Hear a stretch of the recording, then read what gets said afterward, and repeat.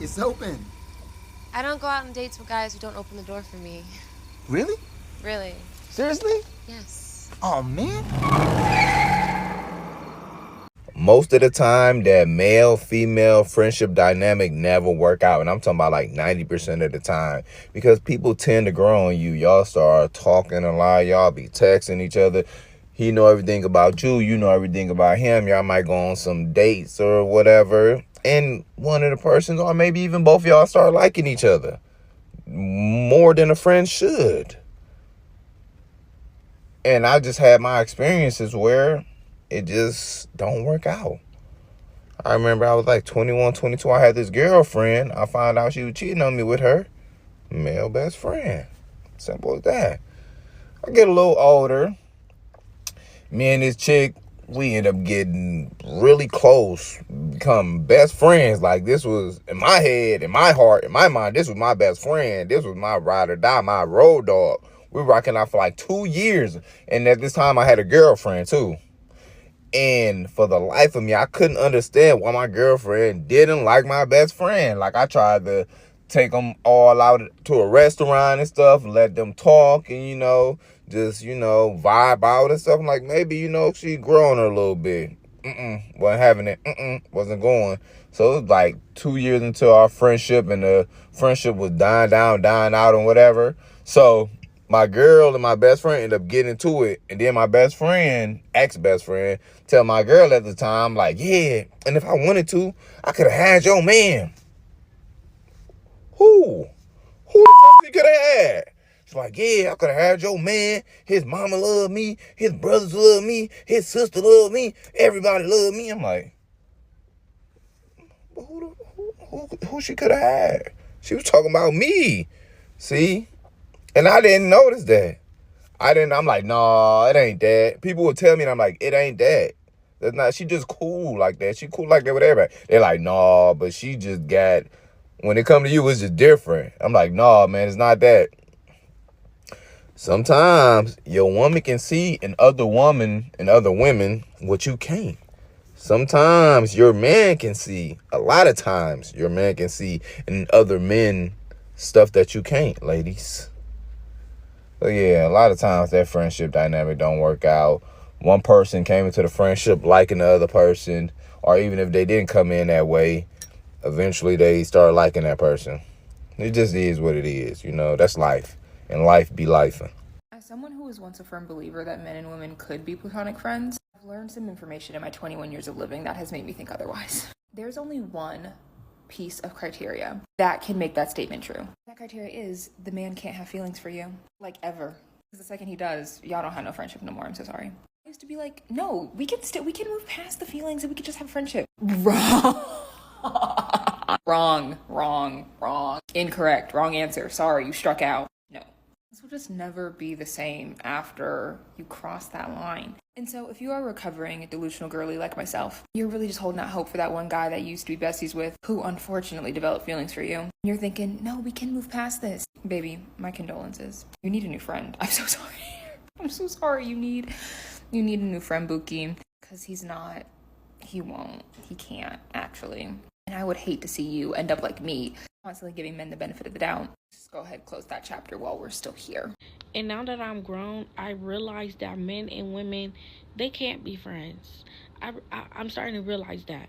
Like, no man is friends with you unless they're attracted to you in some kind of way. Or they would tap that in any given moment. It's just like, and I realized that because a lot of girl and male friendships do not have boundaries. So when they don't have boundaries, it's kind of the same thing, like, as when you hang out with your homegirls. Except obviously with the opposite sex, that's going to confuse you and make you have feelings, or make one of y'all have feelings, or at least make y'all hunch one time. And that's why that girl boy best friend it's cap, it's facade. Because bitch, I'm not coming to your life. What you mean I'm coming to your life and it's a bitch that come before me? Or it's a bitch that you gotta hang up and answer the phone because she going through something with her nigga. What you talking about? That boy best friend, that female friend, no man is gonna be attracted friends with you unless they're attracted to you. And if they're not attracted to you and you they friend, you probably a dyke. You probably fucking lesbian. Okay, I think I'm finally crossing that bridge in my life where I can't argue against anybody who says men and women can't be friends. Throughout my life, I always thought men and women could actually just be friends. Like, it's possible for a man and a woman to just be friends. Because a friend of mine that I thought very highly of came to me one day over the phone and was like, how would you feel if we crossed that bridge? And I was like, what do you mean? I kind of already knew where she was going with it, but I don't like to assume when it comes to women. So I'm like, can you please just communicate with me straight up, like very clear, so I can understand what it is that you're asking. She's like, if we cross that bridge, obviously I wouldn't want to lose our friendship because I really cherish and appreciate our friendship, but I want the benefits. And she's pretty much saying she wanted to be friends with benefits. And she was like, I don't trust a lot of men out here. Like, I don't like to just let any man I don't like to just give up my body to any and everybody and stuff like that. I'm like, all right, for sure. Like, I respect that. And she's telling me, she's like, yeah, she's just like, I trust you with my body. And I would like, I want to be friends with benefits with you. My initial reaction was kind of like, I didn't want to hurt her feelings at the time, straight up with what I was actually thinking. So I was like, you know what? I probably need to sleep on this for a couple of days or whatever the case may be. So I'm like, yeah, like I don't see why that would affect our friendship if we were to do so. So, all right, cool. Like, we end the conversation, and then I just sleep on it for a while. And then she hits me up. She like, hey, at such and such time and date, you want to, you know what I'm saying? You want to actually, you know what I'm saying? Watch movies.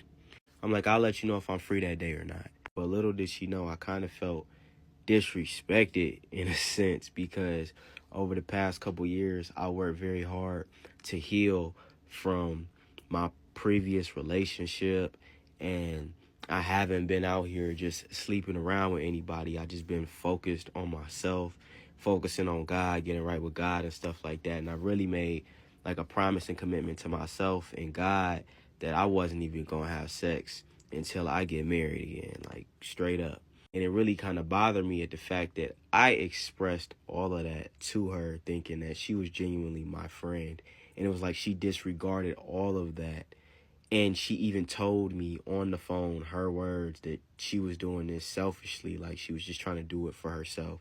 She had recently got out of a relationship, so it was almost like she didn't want to tell me that I was the person to help her get her mind off of, you know what I'm saying, her ex. But like I said, I'm not into the thing of like acting player or acting cold-hearted to women and stuff like that. And I really like thought highly of this woman.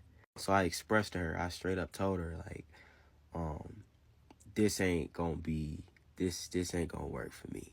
I'm at that stage and point in my life where the next person that I'm ever involved with to that extent is somebody I want to be married with. Like, I'm somebody's husband. I'm not somebody friends with benefits at this point. Like, I've matured in my life and my mindset, and that would stand in the way of me crossing paths with who I'm meant to cross paths with. She told me I was tripping. She said I was overthinking. She like, boy, you crazy. And I'm like, nah, I'm an overthinker for sure, but genuinely in this situation, I don't think I'm overthinking at all. I think I'm thinking just enough. I'm 25.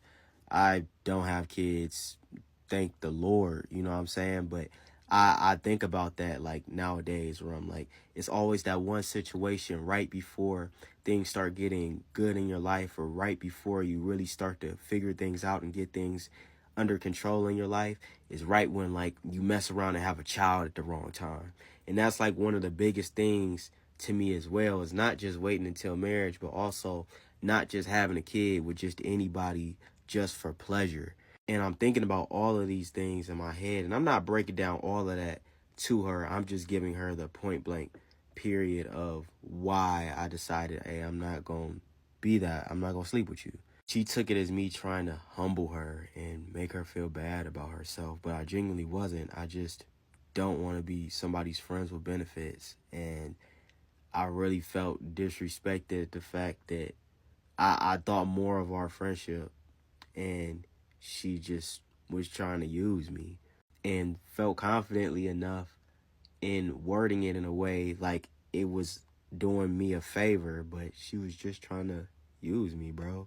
And that really aided me because, like, I'm not gonna lie, I'm a lover boy at heart. Like, I'm a relationship type of person. Like, I wasn't perfect in my past, but like I want to be with one person, and I want to focus on that one person and do right by them. I want to build a family and settle down. That's where my mind is at, you know. And this person was a person I viewed as a genuine friend, somebody who was like a safe space in my life for a while now. And after I let them know, like, yo, I'm not sleeping with you, I never heard from her ever again. I haven't heard from her. She just kind of, I guess, got embarrassed in a sense that I maturely communicated with her instead of like just leaped at the like just chased her like a squirrel chasing a nut and was like, oh yeah, like, thank you for spreading your legs, let me just go ahead and hit real quick. But I never heard from that person again.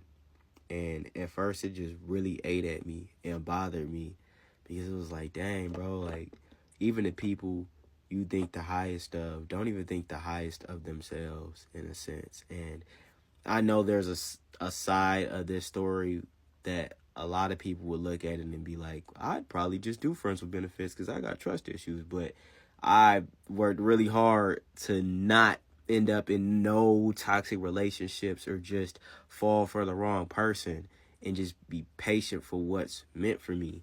And it just kind of sucks when you cross paths with people who don't really respect that. Like, you cross paths with people who only want half of you instead of all of you.